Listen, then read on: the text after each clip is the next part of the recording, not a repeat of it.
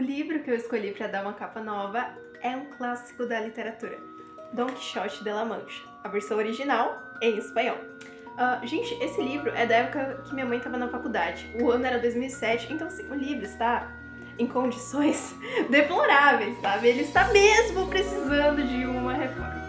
A primeira coisa que eu fiz foi remover a capa e a contracapa e vi tirando esses restinhos de papel e tecido que ficaram da versão anterior. Eu não joguei eles fora, na verdade meu plano era reaproveitar eles em outra etapa, uma coisa que deu super certo, até porque eu não tinha todos os materiais necessários para poder realizar essa nova encadernação, então muita coisa eu tive que ir substituindo, trocando, fazendo na gambiarra, e mesmo pesquisando várias etapas do processo, eu ainda consegui cometer a cagada de tirar as folhas de guarda.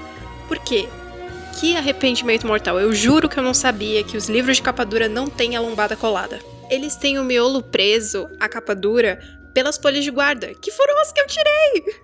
Ou seja, quando o livro é de capa dura, sempre vai ter esse espacinho entre a capa e o miolo. Isso fica de aprendizado para encadernações futuras. Enfim, eu comecei a tirar as medidas do miolo. Nessa hora, o meu maior medo era acabar fazendo uma capa que ficasse menor do que o miolo. Então, eu dobrei a medida dos vídeos que eu tava vendo de referência só pra ter certeza. Ficou um espacinho a mais, mas eu não acho que isso tenha feito tanta diferença no final das contas. Eu até gostei.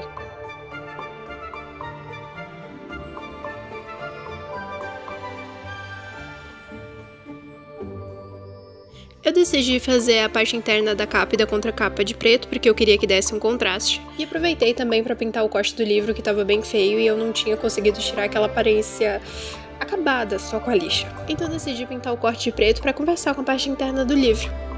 Eu também colei um tecido novo e devolvi a costura original para as extremidades. E se você tá se perguntando, mas não podia colar coisa na lombada? Pois é, não pode quando é papel no papel, tipo a capa no miolo. Se é um tecido, o tecido é mais maleável, então não tenho nenhum risco de acabar rasgando o livro por causa disso. Parece que foi um processo simples, mas nesse ponto do vídeo que vocês estão vendo, uma semana já tinha se passado.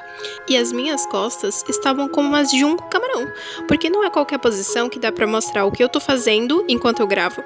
Então eu acabava ficando meio torta em cima da câmera. Aí eu acabei não filmando o processo do desenho, mas tá aí o processo da pintura, toda feita em aquarela. E se você gosta do meu trabalho, não esquece de deixar aquela curtida para ajudar o canal a crescer. Eu decidi pintar esse livro em chamas na capa porque é uma referência ao início da história, quando a biblioteca do Don Quixote pega fogo.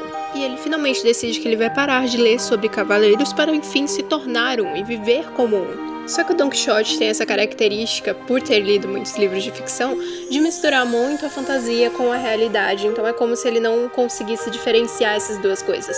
E aí, ao longo da história, ele é tido como alguém meio louco, principalmente pelo Sancho Panza, que é o fiel escudeiro dele. Então, no final das contas, o Don Quixote acaba sim vivendo mil aventuras, mas a maioria delas são na cabeça dele, nessa ideia de que ele é um cabeça de vento, ou alguém que tem a cabeça na lua, ou que ele tá desconexo da realidade. Todas essas coisas que ele tá experienciando, na verdade, são só a cabeça dele. E eu acho que é isso que torna Don Quixote um grande clássico da literatura, porque quantas vezes a gente não experiencia coisas que estão só dentro da nossa cabeça? É interessante quando a gente faz esse exercício de perguntar para um grupo de pessoas o que elas lembram de uma determinada situação. E cada uma conta uma versão diferente, porque para cada pessoa, aquela foi uma história diferente. Nunca é a mesma história, nunca é a mesma coisa, nunca é a mesma experiência. Cada pessoa tem a sua percepção de mundo, a sua bagagem cultural, a sua forma de reagir a determinadas situações.